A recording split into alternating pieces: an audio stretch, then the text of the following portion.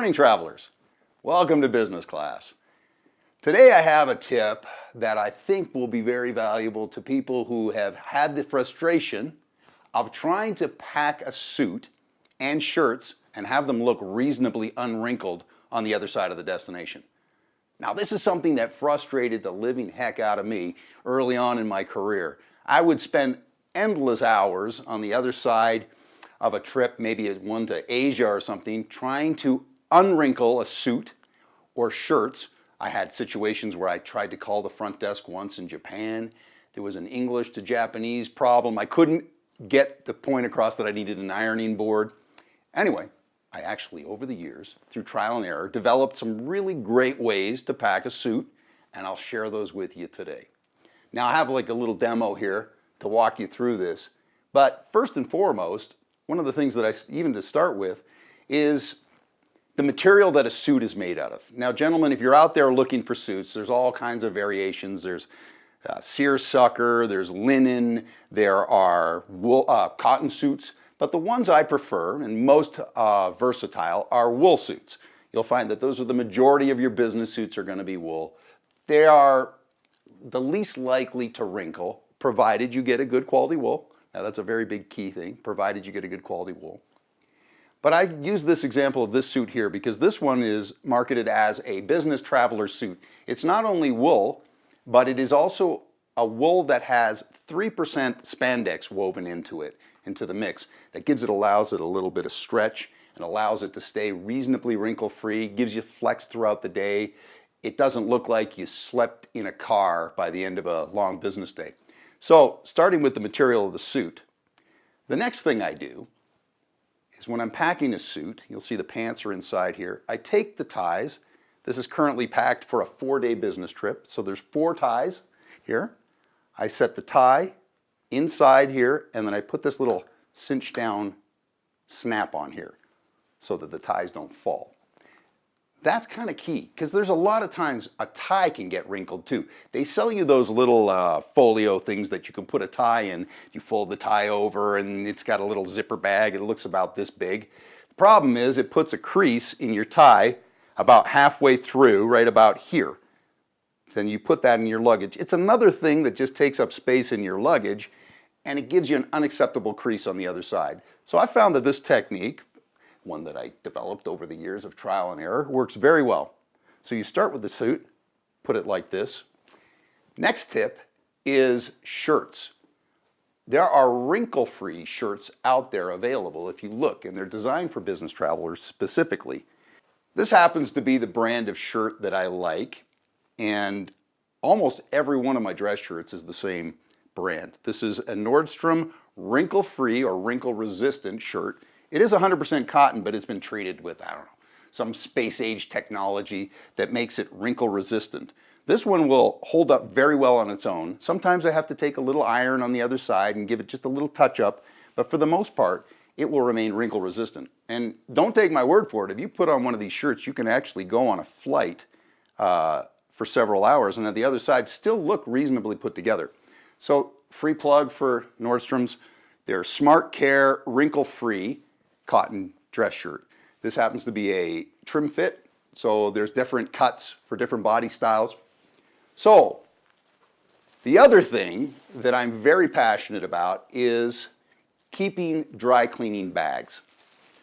When I have my shirts dry cleaned, I keep the bags that they come in because this is a really great way to keep shirts from getting all bunched up together.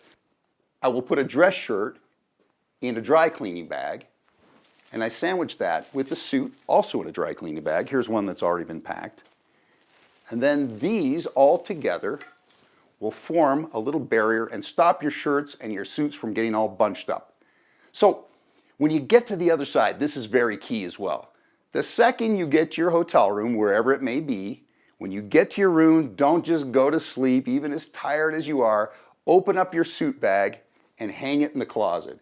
Let it air out overnight, let it hang. You can take the dry cleaning bag off if you want, and the suit will naturally, see this one right here just came out of a packing situation. It's got a little crease here. That will eventually shake out while it's hanging in your closet overnight. Very key. So, let me show you what happens next. You take your suit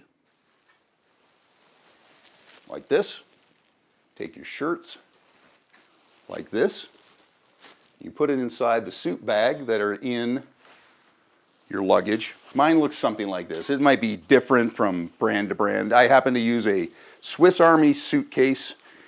Gotta love the Swiss Army. It's an army somewhere in Switzerland, but they also have suit bags. So I don't know. I've always wondered, maybe these are the best dressed folks on the planet because even their army has suit bags. So I'll put this here, and then I say goodbye to this until I get to my destination. Now I will put this out there as well. Men who are traveling and have a business situation on the other end the next morning, I would definitely hand carry the suit onto the plane. And the reason why is Murphy is alive and well and living pretty much in every airport in the world, and there is a chance that your luggage will occasionally get lost. It's not a chance, it's pretty much guaranteed. Like death and taxes, there are going to be occasions where your luggage will get lost. And if you have to show up at a business meeting the next morning in, say, Tokyo, and you don't have your suit, it is a very, very frustrating situation. So when I have to have a suit the very next day on an international flight, I will hand carry it onto the plane. And I also wait, everybody puts their carry-ons in, and I will sometimes ask the flight attendant, there's a little secret closet that they have at the front, they can sometimes hang it for you. Or I will wait and be the last guy to put the suit in, and I'll put it on top of everyone's carry-on. And you're guaranteed to have your suit at the other side. Just don't forget it. So let's put this in a bag and I'll show you how this thing folds up. So this next sequence of events is the part that I used to dread because I knew that the act of folding my suit and my luggage was going to result in a wrinkly suit on the other side that would cause me endless amounts of gas to try to undo. So I am telling you right now, I have no dread about this process because the technique that we used here will make for a wrinkle-free suit and shirt combination on the other side. If there's a little part of you gentlemen that is a little horrified about folding a suit like this, let me just put your mind at ease. This process is pretty foolproof. And I will say this too about this process. There's a few other things that I always do. I always have one of these, a little lint roller. Easy on the other side to get rid of any dust or something that gets stuck to your suit, especially if it's a dark suit. I get the question sometimes, if I have the budget for 3 less expensive suits or 1 really good quality suit, which way would I go? Now, you would probably think 3 is better than 1. I would say, gentlemen, listen to me now and believe me later on this one. Spend the money on a good quality suit. This is just a dark blue suit that can be worn in so many different ways. I get to the other side and I really only need 1 suit. I'll wear it with a blue shirt one day, maybe with a white shirt the next. I have the ability to wear this jacket like a blazer with a pair of jeans to dress it down, or I have the ability to take something like, I always pack in a certain manner, so I knew right here there was going to be a pocket square. I can take a pocket square and put it in the pocket here to dress the suit up a little bit. So 1 good quality suit trumps 3 less expensive suits. Now I realize that this segment here is very male specific because that's the way that a male business traveler travels. So I've asked our production manager, who's traveled a lot on business over the years, to kind of give a few final tips to female travelers that might vary from the male perspective.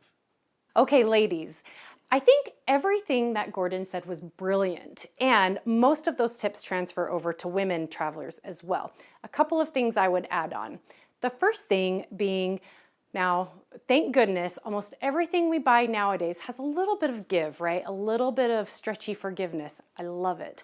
There is one particular travel brand which I really, really love. It's a women's only travel brand, and you know it's a travel brand when their logo says "Designed to Fly." Okay, so here's my tip.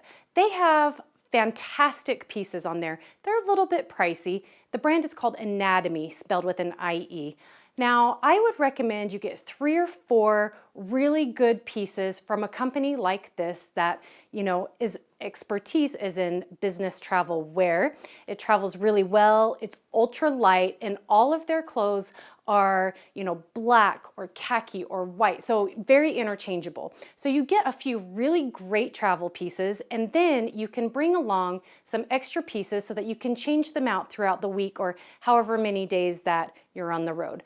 A nice colorful scarf, a cardigan, a couple different pairs of shoes, and you have a full week's wardrobe with just 3 or 4 primary pieces of clothing. Now, my other tip, just really quick, Gordon, and men, this would go for you too. I like to carry a little bottle of Febreze. You can get it in the travel toiletry section at your local grocery store. It's Febreze with Gain, and it's like this big. It's actually small enough that you could throw it in a carry-on if you're only carrying on for that trip. But that way, when you get on the other side, you can lightly, from a little bit far away, because you don't want to get right up on your fabric, because sometimes it will leave marks depending on what kind of fabric you're traveling with, and just gently spray the fabric. Or sometimes, if you want to be extra cautious, turn your pieces inside out and spray them with the Febreze that has Gain in it, and you will smell like $1,000,000. Thank you, Ashley. So there you have it, your quick capsule summary on how to wrinkle-proof your packing and a few other niceties in between. The tip on the Febreze, nicely done. Till the next time for Business Class, this is Gordon Morton. Safe travels. Ciao.